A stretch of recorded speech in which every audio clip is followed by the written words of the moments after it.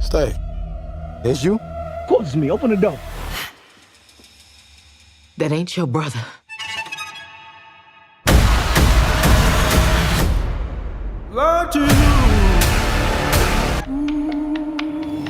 Hello everyone and welcome to another Real Rap Review. This is JP Bonilla and today I'll be reviewing Sinners. I know, I'm a month and a half late. Listen, I've been really busy. I've had a lot of stuff going on. So anyways, let's get to this film. I want to say that I've heard the hype train. I've heard a lot of people I know say this is the best film of 2025, that it's amazing, all this stuff, and just blah, blah, blah, you know. And then I've only heard one person say that it isn't, but they still liked it. You know who you are. I am calling you out. I know, you know who you are. I know you're going to watch this video, but shout out to you. But anyways, yeah, so I've heard all the hype. I've heard it on the internet, all this stuff. Go watch Sinners, go watch Sinners. So, you know what? I watched Sinners. I've been wanting to watch it anyways. I just couldn't watch it on day one, sadly, like I had planned to.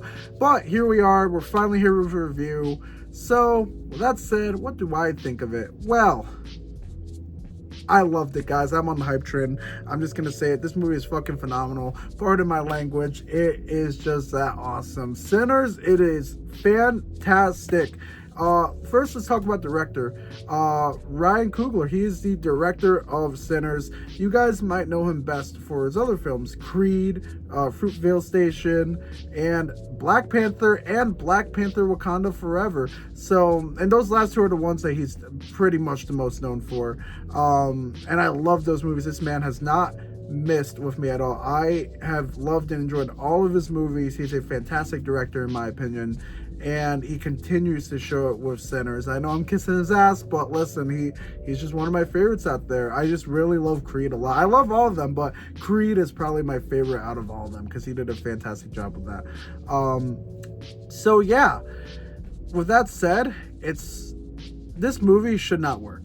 It shouldn't work. There's a lot of things in this movie that you think like, oh, if you combine them, it's gonna turn out like absolute garbage, basura, all that stuff. And guess what? Because he's like I said, this man is probably one of the most talented filmmakers out there right now, and he makes everything work. And once you see this movie, you'll be like, how does this work? Like, you know, it's just crazy, you know. It's like a horror, a musical, a drama, like it's all of that combined into one, and it's just like, how this doesn't make sense. Like, it's kind of crazy, you know.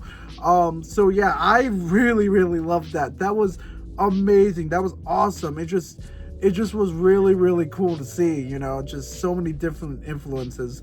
If you love movies as much as I do, there is one big influence here, though, that you will notice a lot, and he's even said as much that it was a big influence. Robert Rodriguez. And what do I mean by that? Well, this movie has a very big vibe of two movies. And he's said these two as influences. From Dusk Till Dawn, in terms of the tone, because as you guys know, there are vampires here. And The Faculty. Now, I will explain why it's more like From Dusk Till Dawn, because the thing about... So, if you've seen From Dusk Till Dawn, there is, you know, it kind of has that same pace here and everything. This movie starts off pretty normal and everything, and it's not what you expected, you know. Like, once you see the trailers for Sinners, you're like, oh, well, it's a vampire movie and everything. But it doesn't start off as one. It starts off way different.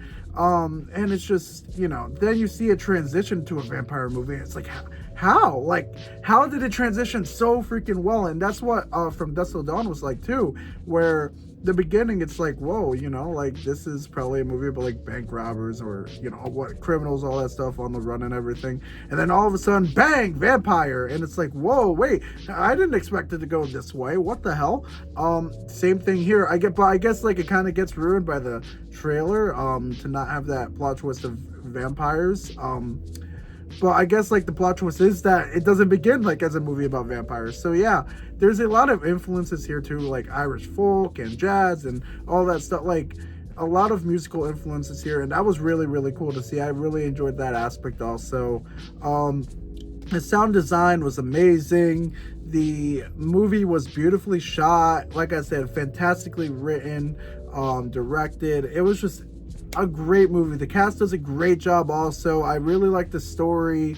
To go about the plot and everything here, as I have on my notes, it is about two brothers that are played by Michael B. Jordan, both of them. So there are two Michael B. Jordans here who return to their hometown to start again, where they're confronted by a supernatural evil. So they start a club, all that stuff, and then vampires come in and be like, hey, we want to come in, but we can't come in unless you say yes. And then shit goes down. A lot of shit goes down. There's a lot of different themes that this movie has. It covers some racial themes, and it just covers a lot. And I think he made a lot of it work, and it was really, really cool. Like I said, this man has not missed with me at all. He is amazing. I will kiss his ass proudly, whatever. I just think, this movie is just really well casted. Like I said, it is just awesome, freaking awesome. Michael B. Jordan does a great job in two different roles, and he does a fantastic job. Haley Steinfeld, awesome. What's her name? I think it was Jamie Lawson, really good. Just this whole cast and everything. I had not seen much of Jack O'Connell before this movie, but he really impressed me here. I really, really enjoyed him a lot in this film. Like I said, this whole cast does a great job and everything. It's just awesome. It really, really is just awesome. And also another one I want to shout out to is I hope I'm saying her name right because she's great. Wunmi Mosaku. I hope I said her name right. For those who don't know, she is Hunter B-15 in Loki and Deadpool and Wolverine. So I've seen her a lot before. I really liked her character in those. She does great in this film also. Like I said, overall, the plot of the story itself, the transitions, the pacing, I think everything, the runtime, I didn't have a problem with it. I think everything fit well in this movie, and it was really, really good. Now, it's not perfect though. I will say that no great movie is perfect. No movie's ever perfect. There are some cons I have for this movie, and it's not many. There's only one or two. I really want to see more of the vampires, to be honest, and everything. I think there are a lot of things they could have done more with the vampires. I'm surprised they didn't go a certain route. I can't spoil it, but I was really thinking it was going to go a certain route with a member of a certain group that doesn't like people very much. I thought they would get probably killed by the vampires, and they didn't. I kind of just spoiled it there, but it's whatever. I thought they were going to go that route, but they didn't, and I kind of wish they did. That would have been freaking epic, honestly, but, I do think that they could have done more with the vampires for sure. And I think, I really want to see more of them. Like, why, like, just more about, like, their disease, how come, how everything works. I feel like they could have just added a lot more into it and everything.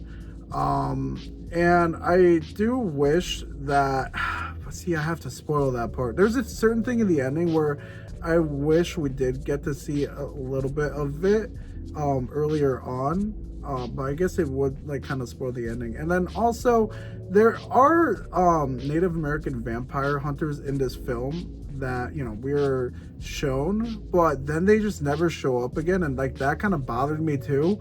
I was like, well, I kind of want to see more of them also. Who knows, maybe they'll have their own movie or something, I don't know, but it would have been cool to see. I would have loved to see in a movie about that, but it kind of sucks they didn't show up in the rest of the film. They just showed up, never appeared again. Don't know why they were in this film in the first place. But yeah, overall, those didn't hurt the movie that much for me and everything. The first one is just a stupid complaint for me. I mean, not the vampire world building, but I thought about the certain scene that I thought was going to happen. It wasn't a negative. It was just, I just thought it was just something I thought was going to happen. But yeah, overall, I think this film will get the first 5-star rating for me. I really enjoyed it that much. The positives heavily outweigh the negatives for me. I really, really enjoyed this film. So 5 stars for me. First 5-star movie this year in 2025. What do you guys think? Let me know down below, and I'll see you guys next time for the next Real Rap Review. Have a good one, guys.